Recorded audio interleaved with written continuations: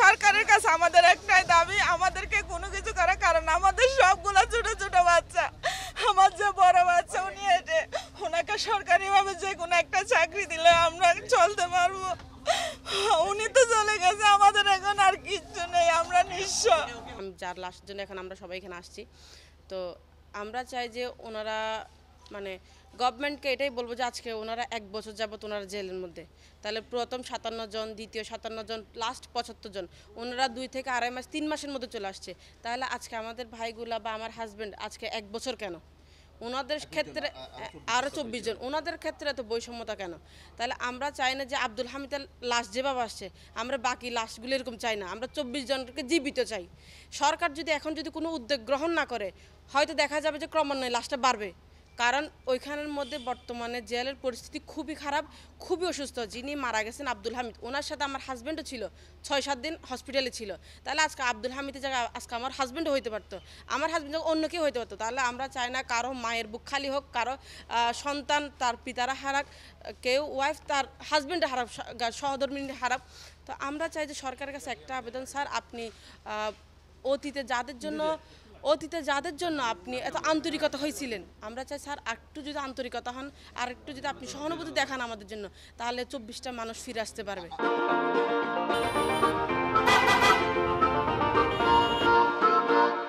আমার ভাই জাহিদ আবুধাবি আল সদর জেলে বন্দী আছে 25 জনের মধ্যে আজকে একজন দেশে আস্তে আস্তে মৃত্যু হয়ে এখন বাকি 24 জন আবুধাবি আল সদর জেলে বন্দী আছে। আজকে থেকে প্রায় 8-9 মাস আমার ভাই গ্রেপ্তার হয়েছে, 8 মাস হয়ে গেছে।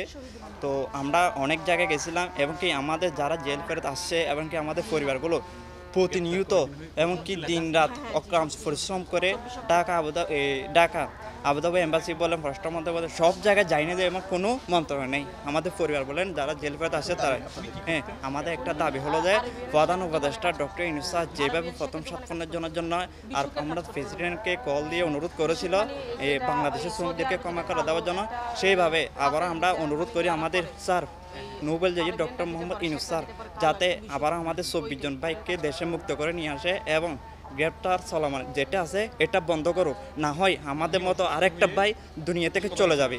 এটা আমরা চাই না, কারণ আমরা দেশের জন্য আমাদের ভাইগুলা বাংলাদেশের জন্য এখানে আর ফামিলিয়াতে গিয়া করছে, মানে দেশের জন্য হয়ে ওখানে গিয়া করছিল। এখন আমরা চাই না ওখানে আর কেউ গ্রেপ্তার হোক, এখন বর্তমান গ্রেপ্তার চলমানই আছে। যারা প্রতিনিয়ত এয়ারপোর্টে আসতেছে এবং যাচ্ছে তাদেরকে সবাইকে শনাক্ত করে গ্রেপ্তার করেছে, এবং গ্রেপ্তার করছে কোথায় কিন্তু কেউ জানে না। প্রায় আর 5 মাস বা 6 মাস পরে জানতে পারে যে তাদেরকে জেলে নিয়ে গেছে।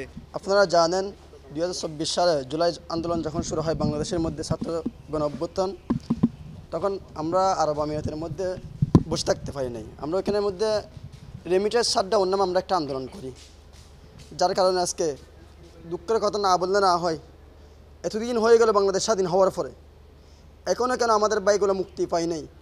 আমি যখন লাস্ট জানুয়ারি 1 তারিখে বাংলাদেশে আসি, তখন আমার এই 25 জন বাইক আমি ওই আলসাদার জেলের মধ্যে রেখে আসছিলাম। আজকে একজন দুনিয়ার থেকে না ফেরার দেশে চলে গেছে, সেটা আমাদের জন্য অনেক মর্মাহত একটা ঘটনা। আমরা এখন আসি অনেকজন, আর 24 জন ভাই আমাদের এখনও আছে। আপনাদের ঘুম কখন ভাঙবে? আমাদের একটাই আশা, আজকে একটা 25টা ভাই আলসাদার জেলের মধ্যে 1 বছর আগে রেখে আসছিলাম, আজকে একটা ভাই দুনিয়া থেকে চলে গেছে। আর 24 জন ভাই কবে আসবে এসে আমাদের প্রশ্ন। উপদেষ্টারা আমরা বিভিন্ন মাধ্যমে শুনতেছি, এই নাহিদ ইসলাম একটা কথা বলছিল, উপদেষ্টারা এখন আগের মতন নাই।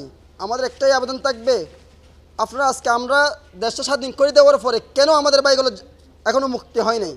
অতি সত্ত্বে আমাদের ভাইগুলো আমরা মুক্তি চাই, এটাই আমাদের আবেদন, এটাই আমাদের। ডক্টর ইউনূস স্যার যেভাবে আমাদেরকে ফোন করে ওই দেশ থেকে সারানোর জন্য পদক্ষেপ নিয়েছিলেন, আমি চাচ্ছি আমাদের 24 জন ভাই উনি যেন আর একটু সহিংসতা হয়ে আমাদের এই 24 জন ভাইয়ের জন্য যেন ফোন করে ওই দেশ থেকে তাদেরকে নিয়ে আসে।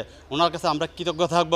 তাদের পরিবার রাহাজানি আমরা সইতে পারতেছি না, আপনি একটু দয়া করে ওই দেশের ফোন করে ওদেরকে একটু সারাই নিয়ে আসবেন। ওদের খান্না আমাদের আর সইতেছে না।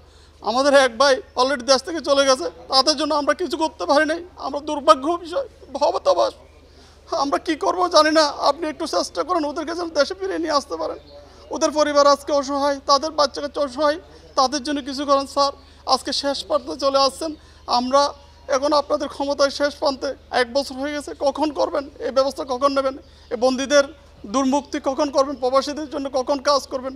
আপনারা তো সব প্রতিশ্রুতি দিয়ে যাচ্ছেন। এই প্রতিশ্রুতি লাস্ট আমরা কিছু চাচ্ছেন আমাদের ভাইকে যেন দেশে ফিরে নিয়ে আসেন।